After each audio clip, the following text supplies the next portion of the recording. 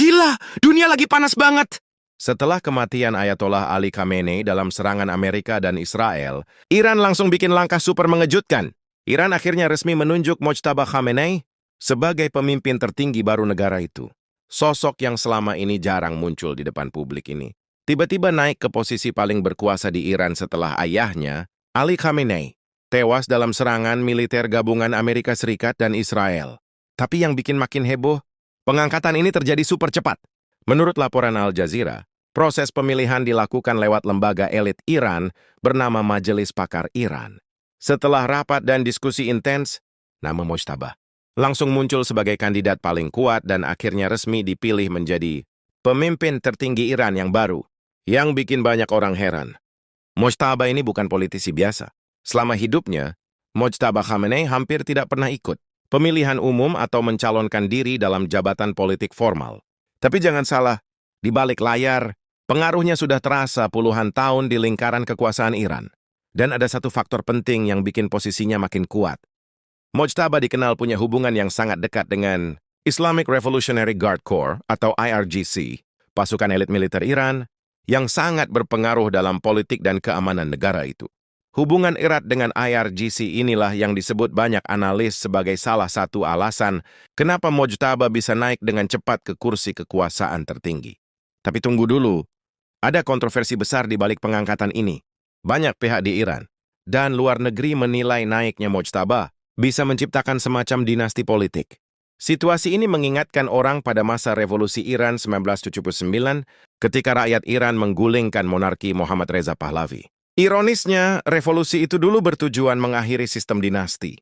Tapi sekarang justru muncul kekhawatiran Iran kembali dipimpin oleh keluarga yang sama. Belum juga lama dilantik, Mojtaba sudah mendapat ancaman serius. Pemerintah Israel langsung memberi peringatan keras terhadap pemimpin baru Iran. Menteri Pertahanan Israel, Israel Katz, bahkan mengatakan siapapun pemimpin, Iran yang melanjutkan ancaman terhadap Israel akan menjadi target militer. Pernyataannya benar-benar bikin merinding. Menurut Israel Katz, setiap pemimpin Iran yang tetap menjalankan rencana menghancurkan Israel atau mengancam negara-negara Barat akan dianggap sebagai target yang sah untuk dieliminasi. Dengan kata lain, siapapun yang menggantikan Ali Khamenei termasuk Mojtaba bisa saja menjadi sasaran operasi militer Israel. Dan yang bikin situasi makin panas, muncul nama Rusia dalam konflik ini. Media besar Amerika, The Washington Post, melaporkan bahwa Rusia diduga memberikan informasi intelijen kepada Iran. Informasi ini disebut bisa membantu Iran menargetkan kapal perang, pesawat tempur, hingga fasilitas militer Amerika di Timur Tengah. Kalau kabar ini benar, dampaknya bisa sangat besar. Menurut laporan tersebut, dua pejabat Amerika yang mengetahui laporan intelijen mengatakan informasi dari Rusia berpotensi digunakan Iran untuk menyerang target Amerika Serikat di kawasan Teluk. Namun mereka berbicara secara anonim karena tidak memiliki izin untuk mengungkap informasi sensitif ke publik. Meski begitu, ada fakta menarik di balik laporan ini. Hingga saat ini, intelijen Amerika belum menemukan bukti bahwa Rusia secara langsung mengarahkan Iran bagaimana menggunakan informasi tersebut dalam perang. Artinya jika memang ada bantuan intelijen, kemungkinan besar hanya berupa data atau informasi, bukan instruksi militer langsung. Tapi tetap saja, ini bisa menjadi tanda Rusia mulai ikut bermain. Jika benar Rusia membantu Iran, ini bisa menjadi indikasi pertama keterlibatan tidak langsung Moskow dalam perang yang dimulai setelah serangan gabungan Amerika dan Israel ke Iran sekitar seminggu lalu. Seperti yang sudah diketahui, Rusia dan Iran memang punya hubungan dekat selama bertahun-tahun. Moskow dan Teheran menjadi sekutu strategis dalam berbagai konflik geopolitik. Bahkan Rusia sebelumnya sudah mengecam keras serangan Amerika dan Israel terhadap Iran. Lalu bagaimana reaksi Presiden Amerika? Presiden Donald Trump justru merespons laporan itu dengan santai. Menurut Trump, jika Rusia memang memberikan intelijen kepada Iran, dampaknya tidak terlalu besar. Trump bahkan menyindir kemampuan Iran.